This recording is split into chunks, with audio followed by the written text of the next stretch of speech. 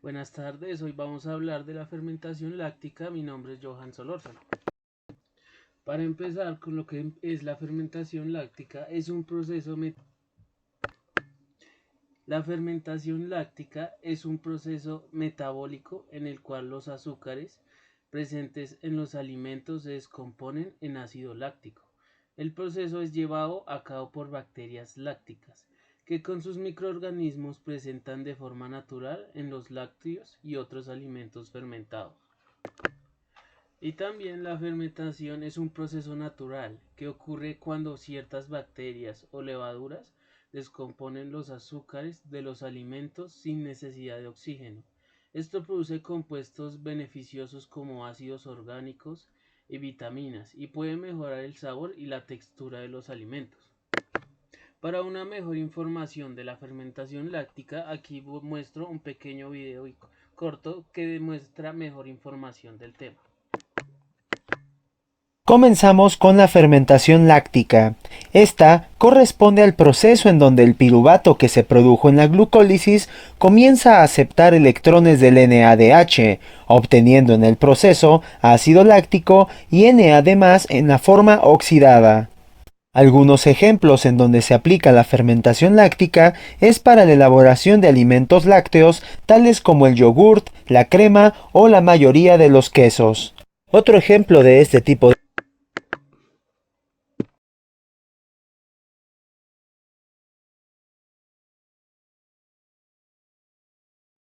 Bien, ya tenéis ahí en pantalla entonces la secuencia bioquímica, la serie de reacciones que tienen lugar en este tipo de fermentación, y nos ponemos en aquellas bacterias que se desarrollan en la leche.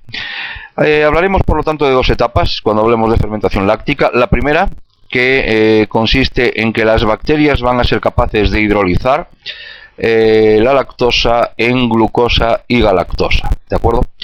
Al tiempo que se va a producir o la galactosa se va a isomerizar y transformarse en glucosa. Esta sería la primera etapa. Una segunda etapa sería cuando la glucosa se va a transformar en ácido pirúvico, y ahí es donde ya entra el esquema que tenéis ahí en pantalla. Es decir, la glucosa se transforma en ácido pirúvico y como no hay oxígeno, va a ser el propio ácido pirúvico el que acepte los electrones del NADH, con lo cual este se va a oxidar a NAD+, tal como estáis viendo ahí en la secuencia del ácido pirúvico a ácido láctico, es decir, se produce el NADH, se oxida a NAD+, y va a ser el ácido pirúvico el que se reduzca a ácido láctico. Acordaos que el que sea un propio intermediario del proceso metabólico el que acepte los electrones era una de las características en las cuales se basaba el catabolismo anaerobio como consecuencia de esa falta de oxígeno. En la fermentación láctica, el producto final del proceso va a ser el ácido láctico. Por lo tanto, característica fundamental, el NADH se oxida a NAD+ y los electrones producen que el ácido pirúvico se reduzca a ácido láctico, ¿vale? Bien, vamos a ver, el ácido láctico que se forma sale de la célula. Acordaos que era otra de las características de las fermentaciones, es decir, que se produce la salida del producto final de la célula. Sale de la célula, entonces, como digo, como producto de desecho, y este ácido láctico lo que va a provocar es una disminución en el pH de la leche, que va a su vez producir la precipitación de las proteínas. Es lo que se conoce, por ejemplo, que la aparición del cuajo, ¿vale? Este cuajo va a ser la base en procesos tecnológicos, en procesos industriales, para la obtención del yogur, de la cuajada, del queso y demás productos nutritivos. Esto, como digo, como aplicación tecnológica, aplicación industrial de la fermentación láctica. También podemos hablar de que se produce la fermentación láctica a nivel muscular, y esto ocurre cuando no hay un aporte de oxígeno, en base a la demanda que ese tejido muscular necesita. Es decir, el músculo requiere más oxígeno de lo que ese cuerpo es capaz de darle. En condiciones normales, como digo, en el músculo el ácido pirúvico que resulta de la glucólisis va a continuar su oxidación en la mitocondria hasta convertirse en CO2 sin agua. Esto, repito, en condiciones normales. Pero ¿qué ocurre cuando, por las circunstancias que sea, generalmente porque el trabajo que realiza ese músculo es mayor, no hay el suficiente aporte de oxígeno como, para de alguna manera, o que ese trabajo muscular le está exigiendo, ¿no? Esto ocurre sobre todo cuando no hay un entrenamiento, previo, ¿no?, que le permita acomodar los ritmos respiratorios a la oxidación de la glucosa. Lo que ocurre es que cuando pasa el tiempo, o al cabo de un tiempo, el oxígeno comienza a disminuir en la célula muscular, por lo tanto el ácido pirúvico se ve incapacitado de completar su oxidación, como os dije antes, a CO2 sin agua. ¿Esto qué supone? Supone que la NADH que se está formando durante la glucólisis se va a oxidar a expensas de la reducción del ácido pirúvico a ácido láctico, como acabáis de ver o como tenéis ahí en el esquema.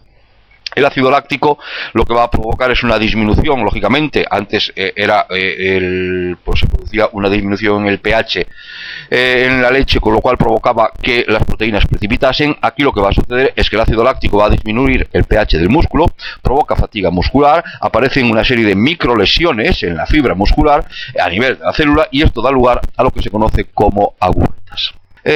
Una vez que el ejercicio termina, y de nuevo la respiración aeróbica se normaliza, el ácido láctico vuelve a convertirse en glucosa, y esto sucede en el hígado, ¿de acuerdo?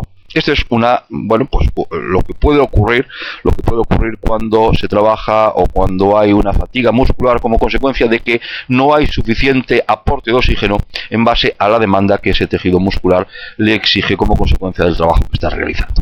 Vale, espero que lo hayáis entendido. Para la fermentación láctica hay otros organismos involucrados, que son en la fermentación láctica de la leche para producir yogur pueden intervenir Streptococcus thermophilus y el Lactobacillus del chiri y algunos microorganismos probióticos como Bifidobacterium lacteus y Lactobacillus, entre otros. Se preguntarán qué es el Thermophilus. Es una bacteria acidoláctica positiva aerobia facultativa. Puede desarrollarse con o sin oxígeno, por lo que puede llevarse a cabo procesos de fermentación en la industria alimenticia. Tiene un papel esencial, ya que usa como cultivo para elaborar productos fermentados. Sus funciones principalmente es para mejorar la digestión de la lactosa, convirtiéndola en ácido láctico. También controlar las diarreas causadas por las bacterias patógenas gracias a la barrera que forman en la flora intestinal. Y como última, controlar la gastritis e infecciones causadas por Helicobacter pylori. Para las condiciones que hay para la fermentación láctica, hay tres principalmente. La primera es la temperatura. La mayoría de las bacterias lácticas fermentan mejor a temperaturas moderadas, generalmente entre 30 y 45 grados, aunque en esto puede variar según la cepa de la bacteria específicamente. La que sigue es el sustrato. Las bacterias lácticas necesitan azúcares que pueden fermentar, como lactosa de la leche, para producir ácido láctico y otros compuestos durante la fermentación. Y la tercera sería la ausencia de oxígeno. Pueden creerse tanto por la presencia como ausencia del oxígeno. Gracias a la fermentación láctica, aquí hay algunos productos que resultan de la fermentación y con algo de la información de los resultantes.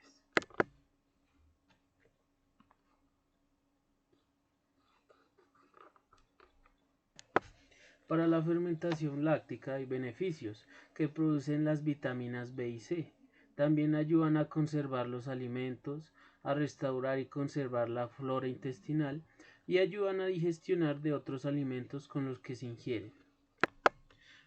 Para concluir este video, se les voy a demostrar cómo es una fermentación láctica, que con estos ingredientes y con esta técnica se puede crear un yogur.